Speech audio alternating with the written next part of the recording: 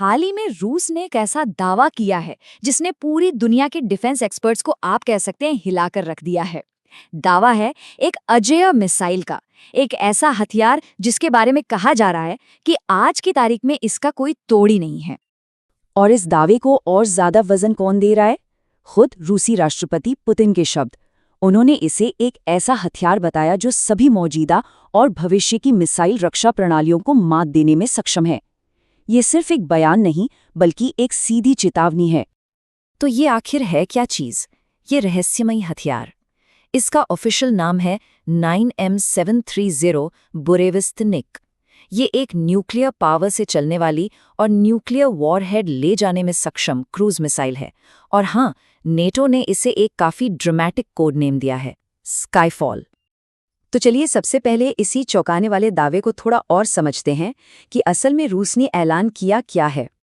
तो हुआ ये कि 21 अक्टूबर को रूस ने अनाउंस किया कि उसने आर्कटिक में अपने नोवाया ज़ेमियालिया टेस्ट रेंज से बुरेविस्निक मिसाइल का एक कामयाब परीक्षण किया है।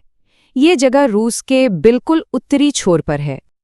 लेकिन जो बात सच में होश उड़ाने वाली है वो है इस टेस्ट से जुड़े आंकड़े। रूसी सोर्सेस का कहना है कि मिसाइल ने लगातार 15 घंटे तक उड़ान भरी और करीब 14,000 किलोमीटर का सफर तय किया। जरा सोचिए, ये एक ऐसा रिकॉर्ड है जो आज तक कोई भी मिसाइल सिस्टम हासिल नहीं कर पाया है। अब सवाल ये उठता है कि कोई मिसाइल ऐसा कर कैसे सकती है? इसका जवाब छुपा है एक बिल्कुल नई, एक क्रांतिकारी इंजन टेक्नोलॉजी में। आइए समझते हैं कि ये काम कैसे करती है। देखिए, जो पारंपरिक क्रूज मिसाइलें होती हैं वो केमिकल फ्यूल पर चलती हैं, गाड़ी में पेट्रोल की तरह, एक लिमिट के बाद खत्म।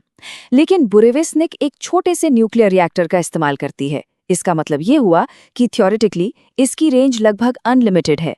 जब तक इसका रिएक्टर काम कर रहा है ये उड़ती रह सकती है। तो ये न्यूक्लियर इंजन काम कैसे करता है? चलिए इसे बिल्कुल आसान शब्दों में समझते हैं। स्टेप 1, मिसाइल उड़ते हुए हवा को अंदर खींचती है। स्टेप 2, इसके अंदर लगा छोटा सा न्यूक्लियर रिएक्टर उस हवा को बहुत ज्यादा गर्म कर देता है। और आखिर में जब ये सुपर हीटेड हवा जबरदस्त ताकत से बाहर निकलती है तो वही थ्रस्ट मिसाइल को आगे धकेलता है। लेकिन अगर ये टेक्नोलॉजी इतनी कमाल की है तो भाई इसे पहले किसी ने क्यों नहीं बनाया? वजह यह है कि एक उड़ता हुआ न्यूक्लियर रिएक्टर बनाना इसे लगभग नामुमकिन माना जाता रहा है। आपको जानकर हैरानी होगी कि ये आइडिया कोई नया नहीं है। बहुत पहले 1957 से 1964 के बीच अमेरिका ने भी प्रोजेक्ट प्लूटो के नाम से कुछ ऐसा ही बनाने की कोशिश की थी, लेकिन सेफ्टी और खर्चे की वजह से उस प्रोजेक्ट को बंद कर दिया गया। तो आखिर इसको बनाना इतना मुश्किल क्यों है? देखिए, इसके पीछे कई बड़ी वजह हैं। सबसे पहली और सबसे बड़ी चुनौती तो यही है कि एक न्यूक्लियर रिएक्टर को इतना छोटा कैसे बनाया जाए कि वो मिसाइल में फिट हो सके। फिर उसे स्टार्ट और शटडाउन करना बहुत कॉम्प्लेक्स है। रिएक्टर के रेडिएशन से मिसाइल के नाजुक इलेक्ट्रॉनिक्स को बचाना एक अलग सिरदर्द है। और सबसे जरूरी ये पक्का करना कि किसी भी हाल में कोई रेडियोएक्टिव लीक ना हो या ये क्रैश ना हो जाए। ये सब अपने आप में बहुत बड़ी इंजीनियरिंग चुनौतियां हैं। अब यही कहानी में आता है एक बड़ा ट्विस्ट। रूस के इन सारे दावों के बावजूद दुनिया भर के कई एक्सपर्ट्स इस पर गहरा शक जता रहे हैं। तो सवाल सीधा है, क्या इस दावे पर यकीन किया जा सकता है? आइए जरा दोनों पक्षों को देखते हैं। एक तरफ है रूस के ऑफिशियल दावे, लेकिन दूसरी तरफ शक करने की भी बहुत ठोस वजह हैं। पहली, किसी भी इंडिपेंडेंट एजेंसी ने इस टेस्ट को वेरीफाई नहीं किया है। दूसरी, यूरोप के मॉनिटरिंग स्टेशंस ने हवा में कोई रेडिएशन स्पाइक डिटेक्ट नहीं किया, जो एक उड़ते हुए रिएक्टर से उम्मीद की जाती है। और तीसरी, इसका पिछला ट्रैक रिकॉर्ड भी बहुत खराब रहा है। कहते हैं कि 13 कोशिशों में से सिर्फ 2 ही कामयाब हुई थीं। लेकिन चलिए एक मिनट के लिए मान लेते हैं, मान लीजिए कि रूस का दावा 100% सच है, ये मिसाइल वाकई काम करती है।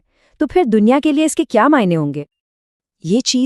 ये वाकई में एक पूरा गेम चेंजर साबित हो सकती है। कैसे?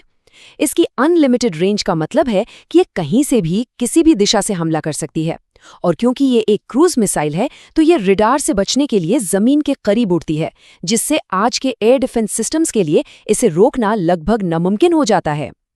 जाहिर है इसका सीधा असर होगा एक नई आर्म्स रेस पर, मतलब हथियारों की एक नई दौड़ शुरू हो जाएगी। दूसरे देशों पर भी ऐसी ही टेक्नोलॉजी बनाने या फिर इससे बचने के लिए नए डिफेंस सिस्टम बनाने का दबाव पड़ेगा। ये दुनिया को और भी अस्थिर बना सकता है। और ये सिर्फ एक फिजिकल खतरा नहीं है, ये एक बहुत ही पावरफुल साइकोलॉजिकल हथियार भी है।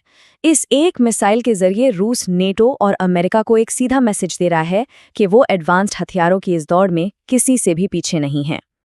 तो हम वापस उसी सवाल पर आ जाते हैं, आखिर सच क्या है? क्या ये बुरेवेस्निक सच में एक क्रांतिकारी, दुनिया बदलने वाला हथियार है, या फिर ये एक बहुत बड़ा जियोपॉलिटिकल ब्लफ है जिसे सिर्फ अंतर्राष्ट्रीय दबाव बनाने के लिए इस्तेमाल किया जा रहा है? फिलहाल इसका जवाब तो वक्त ही देगा।